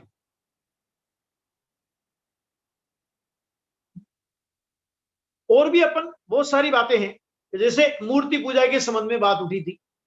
तो मूर्ति पूजा के संबंध में बात उठी तो किसी ने कहा कि अभी मिथ्या दृष्टि होगा तब तक मूर्ति की पूजा है, सम्य दृष्टि होने के बाद मूर्ति की पूजा होती नहीं। गुरुदेव जिस संप्रदाय में थे उस संप्रदाय में मूर्ति पूजा का निषेध, मूर्ति पूजा नहीं मानते वो लोग। लेकिन गुरुदेव ने उसमें रह करके मूर्ति पूजा को स्थापित किया कि भाई साहब ये स्थापना है, नए का विषय है, निक्षेप है ना, ये नए का विषय। और निक्षेप उसको होते हैं जिसको अपने शुद्धात्मा के अवलंबन से भाव शुद्ध ज्ञान प्रकट होता है, क्योंकि सम्यक शुद्ध ज्ञान के अवयव का नाम नए है। इसलिए सच में तो सम्य दृष्टि को ही सच्ची प्रतिमा की पूजा होती है। इसी तरह एक बार सिद्धांत आया, किसी ने कहा कि लोकालोक है इसलिए केवल ज्ञान, लोकालोक नहीं हो तो जाने कैसे। ये जो निमित्ताधीन दृष्टि, इस निमित्ताधीन दृष्टि के ऐसे परछक के बहुत विवाद हुआ। दो लोग थे, एक सेठ जी थे, एक वकील साहब थे। नाम लेने से कोई फायदा नहीं, गुरुदेव के प्रवचनों में सारे संस्मरण है। तो वो खूब उनमें चर्चा हुई। वो कहे लोकालोक है तो केवल ज्ञान है, लोकालोक नहीं हो तो केवल ज्ञान जानेगा किसे। लोकालोक के कारण केवल ज्ञान। गुरुदेव के पास, गुरुदेव की अदालत में वो मामला पहुंचा। गुरुदेव ने उत्तर उस जमाने में उत्तर दिया जिस समय दिगंबर शास्त्र गुरुदेव को नहीं मिला था। उस जमाने में गुरुदेव ने उत्तर दिया, भाई लोकालोक है इसलिए केवल ज्ञान है, ऐसा नहीं। केवल ज्ञान का जानना स्वतंत्र है, और लोकालोक का अस्तित्व स्वतंत्र है। लोकालोक के कारण केवल ज्ञान नहीं है और केवल ज्ञान के कारण लोकालोक नहीं है। ये निमित्त उपादान की स्वतंत्रता की चर्चा, ये क्रमबद्ध पर्याय की चर्चा, ये निश्चय व्यवहार की चर्चा, ये गुरुदेव बोलते थे 5 सिद्धांतों का स्पष्टीकरण यहां से हुआ है। और जब वो संप्रदाय में थे, साधु अवस्था में थे, और उन्होंने अनेक अनेक अनेक अनेक आगमों का अध्ययन किया, लेकिन गुरुदेव बोलते कि जैसे जैसे हम अध्ययन करते गए हमारी शंकाएं बढ़ती गई। किसी सेठ ने दामोदर सेठ ने, कोई धन्य घड़ी होगी, लाखों मुमुक्षुओं के भाग्य चेतने वाले होंगे कि पूज्य गुरुदेव श्री को समय सार परमागम उन्होंने दे दिया। शायद उनने भी नहीं सोचा होगा कि जो समय सार मैं इनको दे रहा हूं, ये समय सार इनके संप्रदाय परिवर्तन का कारण बनेगा। देखो, योग विक्रम संवत 1978 में पूज्य गुरुदेव को समय सार मिला, और वो समय सार विक्रम संवत 1975 में श्रीमद राजचंद्र ग्रंथमाला से प्रकाशित हुआ। 3 साल पहले गुरुदेव को मिला। गुरुदेव ने पन्ने पलट करके गुरुदेव बोले, सेठ ये तो अशरीरी होने का शास्त्र, लाखों करोड़ों श्लोक अन्य आगमों के पढ़ने के बाद भी जिनके मुख से कभी ये स्वर नहीं निकला, ये सम्यक दर्शन होने की भी कोई बात इनमें है, और समय सार को पढ़ते के साथ ही उनके मुख से ये शब्द निकलना, ये तो अशरीरी होने का शास्त्र। ये उनकी इससे बड़ा, उनके जीवन में अध्यात्म की इससे बड़ी झलक, इन सब बातें, ऐसे तो बहुत है सिद्धांत, बहुत बातें हैं, लेकिन समय की मर्यादा है ना, तो अपन जितनी चर्चा करते तो उन्होंने वो सब बताया कि भाई अशरीरी होने का शास्त्र। अब एकदम वन जंगल में चले गए। जो बात देखो, पूर्व भव के जो गुरुदेव श्री के संस्कार थे, सिमंदर भगवान की समोसरण सभा में पूज्य गुरुदेव श्री विद्यमान थे, और वो वहां से जो वाणी सुनकर के आए थे, वो संस्कार उनके अंदर में थे, और समय सार को पाकर के वो संस्कार झंकृत हो। और उसके बाद जो कमाल हुआ आप और हम सब जानते हैं। गुरुदेव श्री के प्रतिपादन पे जब अपन आते हैं, संप्रदाय परिवर्तन हो गया, समय सार मिला, सब कुछ हो गया, गुरुदेव श्री ने, आप देखिए, 37 ग्रंथों पर आद्योपांत सभा में प्रवचन, और कुल मिलाकर के 181 ग्रंथों पर उन्होंने स्वाध्याय किया। 181 ग्रंथों में मतलब ये, जैसे धवला, ये सतखंडागम अपने यहाँ पे एक पुस्तक है, ग्रंथ है, उसके 16 भाग हैं, हम 16 भागों को एक ग्रंथ मान रहे हैं। कषाय पौड़, महाबंध, मैंने चारों अनुयोगों का ऐसा कौन सा ग्रंथ है जो उपलब्ध गुरुदेव को हुआ और उस ग्रंथ का स्वाध्याय गुरुदेव ने नहीं किया हो। जो गुरुदेव शुभ भाव को हे प्रतिपादित करते थे, शुभ भाव शुभ करते करते कभी भी शुद्धता की उपलब्धि हो जाएगी, इस बात का जिन गुरुदेव ने डंके की चोट निषेध किया, उन गुरुदेव का जीवन आत्मानुभूति की सौरभ से तो महकता ही था, साथ ही उनका पूरा जीवन सुबह से शाम तक गुरुदेव श्री की दिनचर्या का अगर अपन विश्लेषण करें, उनकी दिनचर्या को अगर अपन देखें, उनके जीवन में जिस शुभ भाव को वे हे कहते थे, क्योंकि शुभ भाव को हे माने बिना सम्यक दर्शन नहीं होता। शुभ भाव की हेयत्व की श्रद्धा वो सम्यक दर्शन है, और परिणाम में से शुभ भाव का छूट जाना वो होता है जब यथाख्यात चरित्र होता है। तो ज्ञानी की भूमिका में भी वो भाव आता है, और गुरुदेव उसके जीते जागते उदाहरण है। गुरुदेव के अंदर में एक द्रव्य दूसरे द्रव्य को कुछ नहीं करता, इस वस्तु स्वातंत्र के सिद्धांत का जितना दृढ़ता के साथ गुरुदेव श्री ने प्रतिपादन किया, और आप देखो 372 नंबर की गाथा में कुमार घड़े का उत्पादक हम नहीं देखते, ये बात जब उन्होंने कही तो कुमार घड़े का उत्पादक नहीं है, ये बात जब आचार्य देव ने कही, उस गाथा के प्रवचन आप सुनो।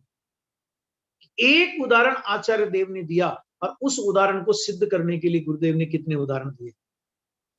एक द्रव्य दूसरे द्रव्य का करता है, और उन्हीं गुरुदेव के आप 320 नंबर की गाथा के प्रवचन सुनेंगे, कितने अंदर में करुणा। 320 नंबर की गाथा में वो बंद मोक्ष की पर्याय का करता भगवान आत्मा नहीं है, वो तो मात्र ज्ञाता है। बंद के काल में बंद को जाने, मोक्ष के काल में मोक्ष को जाने। परिणाम मेरे लिए परद्रव्य है और परद्रव्य का कर्ता आत्मा नहीं होता। स्वद्रव्य त्रिकाली ध्रुव परमात्मा वो स्वद्रव्य, परिणाम मात्र परद्रव्य, तो परद्रव्य का कर्ता नहीं। ऐसी अद्भुत बात चल रही थी, और उसी समय गुरुदेव की नजर जाती है कहां? स्वाध्याय मंदिर के सामने जो चबूतरा है, और चबूतरे पर एक नीम का पेड़ है।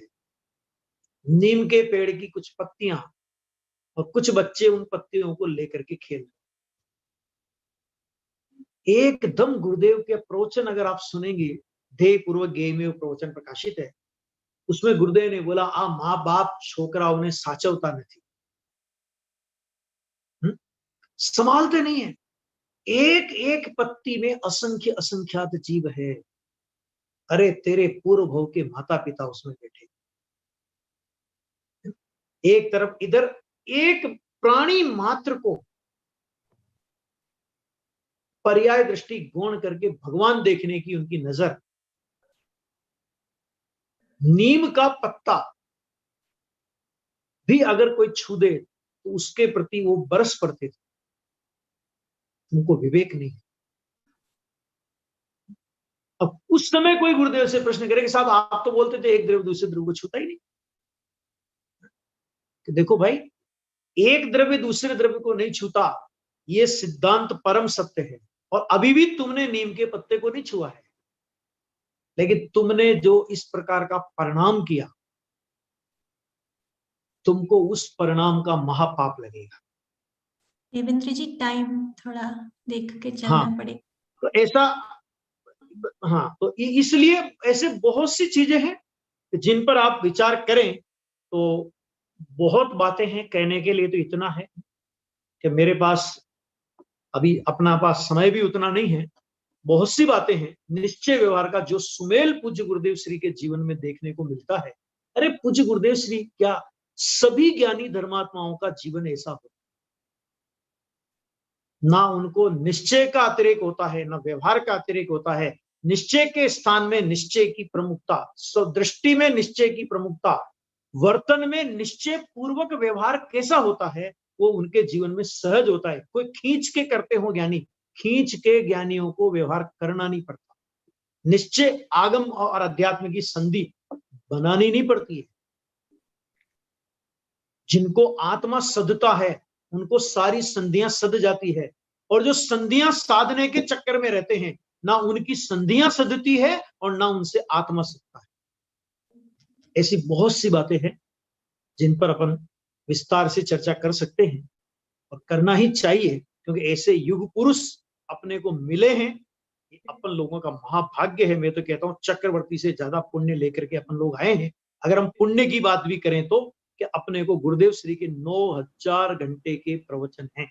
चक्रवर्ती के पास तो 9 निधि 14 रत्न है, उनके पास क्या है? और उनको भोगे तो नरक में जाए। अपने पास 9000 घंटे के प्रवचन हैं, और उन प्रवचनों का श्रवण करते हैं तो पुण्य बंद होता है। और उन प्रवचनों में उद्घाटित विषय वस्तु का अनुभव करते हैं तो धर्म होता है हम सभी गुरुदेव श्री के प्रवचनों का भरपूर लाभ लें, तभी उनकी जन्म जयंती मनाना सार्थक है। इसी भावना से मैं अपनी बात को यहीं विराम देता हूं। Fantastic. Thank you Devendra Kumar ji. आपके काम की इम्पोर्टेंस, I mean, तो I cannot overstate it. सच में जितनी सारी प्रतिपदान आपने ट्रांसलेट किए और आपने बहुत अच्छे से हाईलाइट किया in a very compelling way, बहुत compelling तरीके से आपने बताया कि differences क्या है जिन गुरुदेव श्री ने किए। तो thank you so much for your time. अब हम move on करेंगे। Now we have Ananya, वो 11 साल की है और वो कनाडा में है। In addition to her getting into her hobbies of reading and creative art, वो time भी लेती है पथसदान के लिए, हर हफ्ते participate में करती है। So वो भी अब हमको भक्ति सुनाएंगी। अनन्या।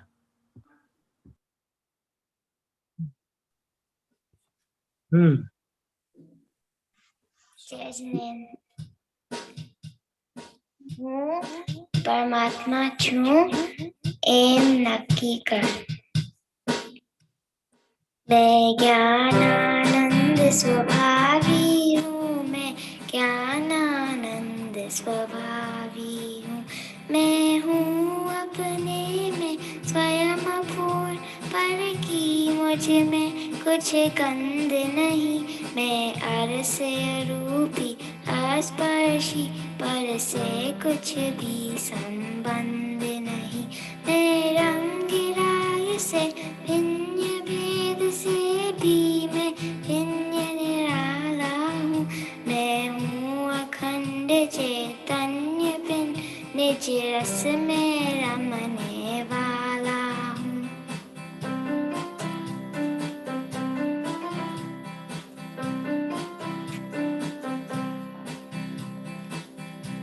मैं ही मेरा करता धरता, मुझ में पर का कुछ काम नहीं। मैं निज में रहने वाला हूँ, पर मैं मेरा विश्राम नहीं।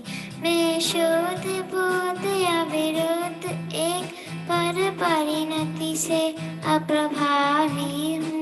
आत्मानुभूति से प्राप्त तत्व में ज्ञानानंद स्वभावी हूँ। मैं ज्ञानानंद स्वभावी हूँ। मैं ज्ञानानंद स्वभावी हूँ।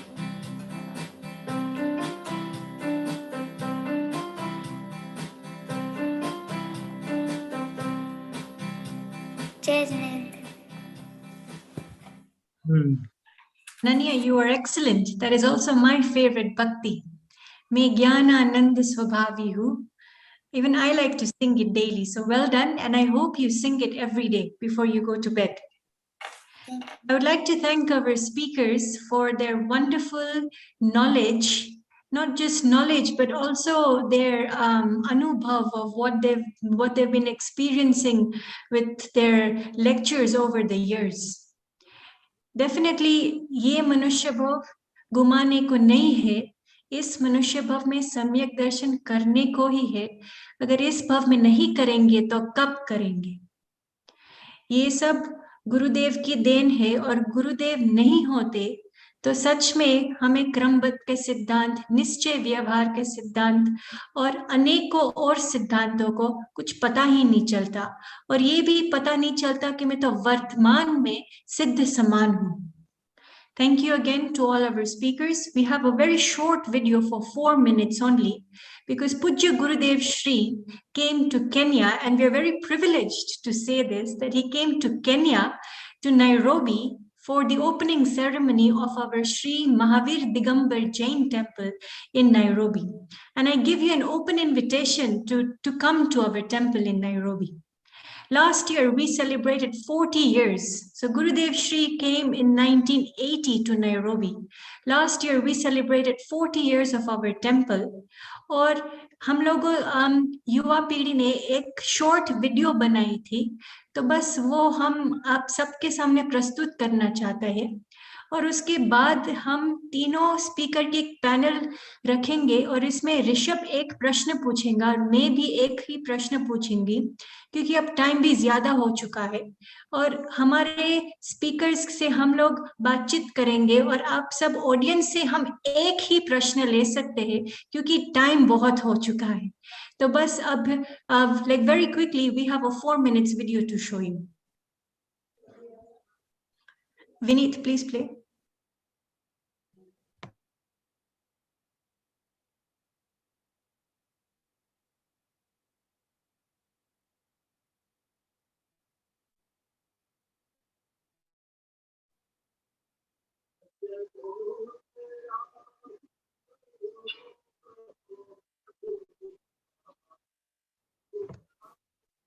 Vineet, there's no sound. सफल जन्म मेरा हुआ प्रभु दर्शन से आज, भव समुद्र नहीं दिखता, पूर्ण हुए सब काज, पूर्ण हुए सब काज, दूर निवार सब कर्म मोहादिक परिणाम, स्वयं दूर मुझसे हुए, देखत तुम्हें ललाम, देखत तुम्हें ललाम, संवर कर्मों का हुआ, शांत हुए ग्रह जा, हुआ सुखी संपन्न में, नहीं आए ममकार, नहीं आए ममकार, भव कारण मिथ्यात्व का, नाशक ज्ञान सुभानु, उदित हुआ मुझ में प्रभु, दिखे आप समान, दिखे आप समान, मेरा आत्म स्वरूप जो ज्ञान सुखों की खान, आज हुआ प्रत्यक्ष सम, दर्शन से भगवान, दर्शन से भगवान, दीन भावना मिट गई, चिंता मिटी अशेष, निज प्रभुता पाए प्रभु, रहा न दुख कालेश, रहा न दुख कालेश, शरण राधा खोजता, इस संसार मंझार, निज आत्म मुझको शरण, तुमसे सीखा, तुमसे सीखा, निज स्वरूप में मगन हो, पाऊं शिव अभिराम, इसी है तू में आपको, करता कोटि प्रणाम, करता कोटि प्रणाम, मैं वंदो जिन राज को, धरुर समता भाव, तन धन जन जग जाल से, धरि विरागता भाव, धरि विरागता भाव, यही भावना है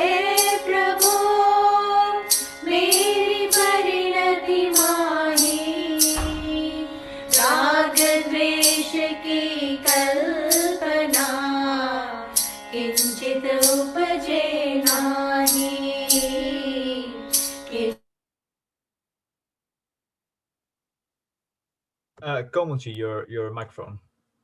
Thank you, Vineet. Vineet has been doing all the hard work behind the scenes, and these wonderful posters that you see, Vineet designs them excellently in a very short period of time. Thank you very much, Vineet, and Sanjay Shastrichi, who unfortunately is not present here today. Next, quickly, we move on to our panel of speakers. Rishabh, please start with one question only. Followed, I will be next, and one question we will take from the audience. So whoever is the lucky one from the audience, take your chance. Brilliant. Thank you, Komalji. Wow, it feels like I get a chance to ask a question to one of our Jain celebrities. It's pretty fantastic. So what I'll do, so I will ask Dr. Goda ji. तो आपने बहुत हमको बताया पुरुषार्थ के हिसाब से, तो आप एक एग्जांपल दे सकते आपके खुद के लाइफ के एक्सपीरियंसेस में where you जब आपको क्रमबद्ध और पुरुषार्थ का बैलेंस देखना था आपको, और आपने कैसे एक्ट किया?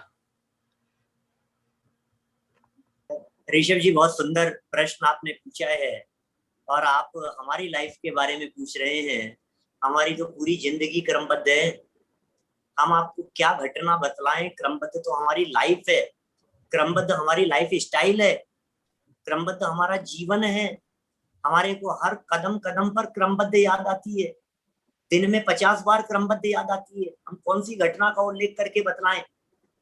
चाहे सर दर्द हो रहा हो, चाहे पेट दर्द हो रहा हो, चाहे घुटने दर्द कर रहे हो, चाहे नींद आ रही हो, चाहे नींद नहीं आ रही हो, कोई काम पूरा नहीं हो रहा हो, कोई काम पूरा कर लिया गया हो, किसी तरह की प्रतिकूलता हो, गाड़ी स्टार्ट नहीं हो रही है, गाड़ी रास्ते में रुक गई है, जहां देखो वहां हमारे को क्रमबद्ध दिखाई देता है। कोरोना हो गया तो क्रमबद्ध दिखाई दिया, ठीक हो रहे थे तो लगा कि होना होगा तो हो जाएंगे। प्रवचन 2 मिनट लेट होता है तो हमें याद आता है कि यही क्रमबद्ध था। देर तक चल जाता है तो लगता है यही क्रमबद्ध था। प्रवचन के अंदर हम जब विषय लेने के लिए घोषणा, चलते प्रवचन के बीच में कह देते हैं आज हम यहाँ तक विषय लेंगे, और फिर पूरा नहीं होता है तो हम कहते हैं भैया यही क्रमबद्ध था। हमें तो 24 घंटे क्रमबद्ध याद आता है। ये क्रमबद्ध तो लाइफ स्टाइल है। जिसके पास में ये क्रमबद्ध की औषधि है वो निश्चित तौर पर आनंदित रहता है, मस्त रहता है। ये मस्त रहने की एक अद्भुत कला है। सो ये कला तो सबके पास में होनी चाहिए। ये एक औषधि है, ये एक दवाई है, ये एक ऐसा ट्रीटमेंट है जो दुनिया में कहीं नहीं मिलेगा। यदि कहीं मिला है हमें वर्तमान में हमारे महाभाग्य से, तो गुरुदेव श्री की वाणी के माध्यम से प्रस्फुटित हुआ, निकल करके सामने आया और हमें जीवनदायिनी औषधि मिल गई। हम तो रोज उपभोग करते हैं उसका। Thank you very much. Thank you so much. अगली बार से I really like the as in like मस्त रहना। अगली बार से मैं खुद प्रिस्क्राइब करूंगा मस्त रहना as well. Yeah. Thank you so much, sir. Okay. मेरा क्वेश्चन है देवेंद्र जी के लिए। आत्मा अनुभूति के लिए आप हमें ये तो हमें पता है, स्वाध्याय भी हम लोग करते हैं, और ये भी पता है कि हमें पर्याय दृष्टि नहीं करनी है और हमें द्रव्य दृष्टि करनी है, लेकिन तब भी इतना पुरुषार्थ नहीं हो पा रहा है। तो हम क्या करें कि हमारा पुरुषार्थ और भी बढ़े? पहले तो ये हम ये करें, ये करने का अभिप्राय छोड़ दो। मैं वर्तमान में परिपूर्ण परमात्मा हूँ, मुझे आत्मानुभूति करनी है, ये भार भी अपने माथे पे नहीं रखना।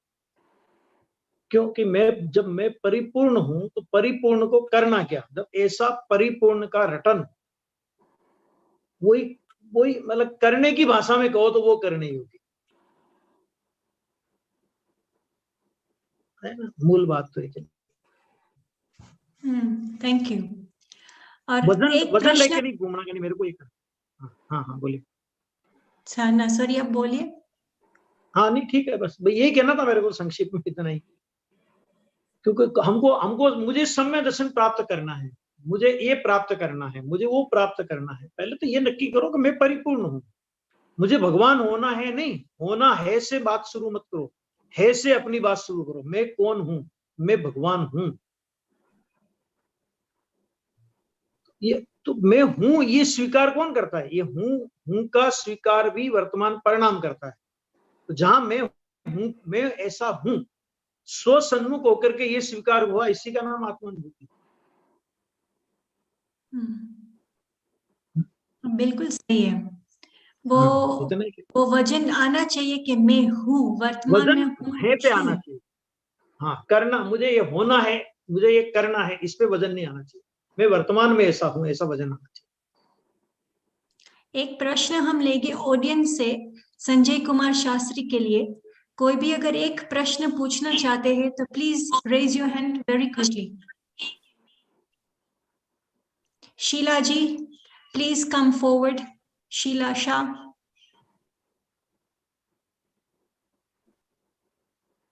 Unmute yourself, please.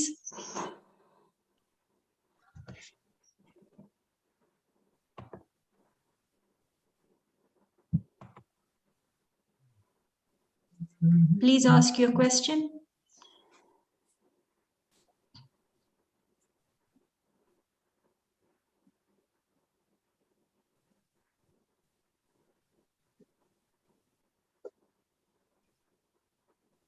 Sheila ji, आप अनम्यूट कर दीजिए और आपका क्वेश्चन पूछिए प्लीज। नहीं, मेरा कोई क्वेश्चन नहीं है अभी तो। हम जो बोलते हैं कि हम अच्छा है। करेंगे, हम जो बोल रहे हैं कि हम करने वाले हैं, पर मुझे पता चल गया आज सुनकर प्रवचन कि भाई हम कुछ भी नहीं कर सकते। जो होता है वो अपने आप क्रम से होता है। ये मुझे आज पता चल गया बराबर। क्रम क्रम क्रम से होता है, जो होता है क्रम से होता है। हम तो कुछ भी नहीं करते उसमें। सही बात है। Thanks, Sheila auntie. Thanks for your feedback. That was wonderful. One quick question. Anybody in the audience?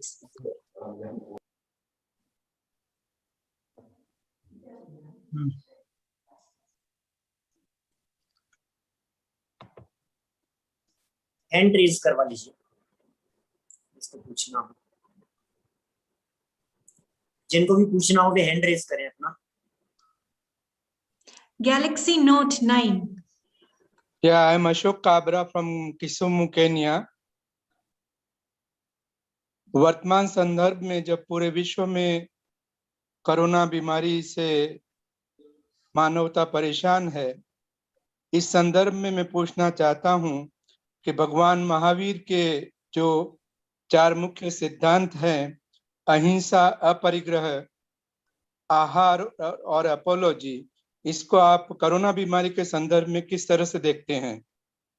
Sanjay Shastri ji, please come forward.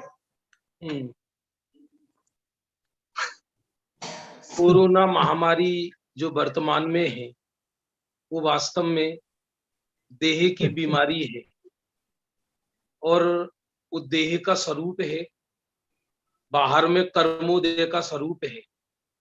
जो भगवान महावीर का सिद्धांत है, अहिंसा, अपरिग्रह, क्षमा आदि, यदि उसको देखा जाए तो भगवान महावीर ने ये बताया है कि मैं आत्मा हूं, मुझे कोई बीमारी नहीं होती। बाहर की जितनी भी बीमारी है, ये मेरी बीमारी कहाँ है? जब मुझे ये निर्णय हो गया कि मैं आत्मा हूं, मैं शरीर ही नहीं हूं, तो मुझ में बीमारी कहाँ हुई? शरीर में हुई। यदि मैं अपने को शरीर मानूंगा तो ये बीमारी हमको परेशान करेगी। यदि मैंने मेरे को आत्मा मान लिया, मैंने मेरे को भगवान महावीर के सिद्धांत के अनुरूप ये मान लिया कि मैं एक आत्मा हूं, अकेला महावीर ने कहा ऐसा नहीं, रियल में मैं आत्मा हूं, इसलिए भगवान महावीर ने कहा। तो ये भगवान के सिद्धांत आज वर्तमान में प्रासंगिक हैं। इसमें एक सिद्धांत ये भी है कि पूर्व में कोई हमने हिंसा की होगी तो वो हिंसा का परिणाम वर्तमान में हमारे साथ उदय में आया। अब वर्तमान में मैं अहिंसा रूप परिणमन करूं, अहिंसा रूप परिणमन करूं अर्थात ज्ञाता दृष्टा रहूं, तो जो ये बीमारी को रहना होगा तो रहेगा, जाना होगी तो जाएगी, लेकिन मैं तो आत्म तत्व हूं। यदि देह छूटेगा तो छूट जाएगा, मैं जहां भी रहूंगा आत्मा रहूंगा, जहां भी रहना होगा ज्ञान और आनंद का पिंड रहूंगा। इस प्रकार बहुत विस्तृत विषय है जो प्रश्न भाई श्री ने पूछा है, पर वर्तमान में भगवान महावीर के सिद्धांतों से ही ये कोरोना महामारी के समय में हम शुद्धात्मा को समझ सकते हैं। महामारी तो राग द्वेष की है, पुण्य पाप की है, मेरी महामारी ये नहीं है। इस प्रकार ऐसा चिंतन करेंगे तो वर्तमान में भगवान महावीर के सिद्धांतों से हम सुखी हो सकते हैं, और इस वैराग्य प्रसंग में भी हम आत्म कल्याण कर सकते हैं, अपने जीवन को सुखी बना सकते हैं। धन्यवाद। Thank you very much to all our speakers for your wonderful answers. And now we would like to end this session. We thank the audience for joining in. On behalf of Dr. Rishabh Jain and I, we thank everyone for joining in tonight. Vineet, once again, thank you very much for coordinating the program. आप सबको सादर जय जिनेंद्र और गुरुदेव 132 जन्म जयंती का महोत्सव हम सब ने अच्छे से मनाया, और यही भावना है कि शीघ्र अतिशीघ्र हम आत्म कल्याण करें, सम्यक दर्शन करें और अनंत सुख को भोगें। Thank you and good night. Thank you so much.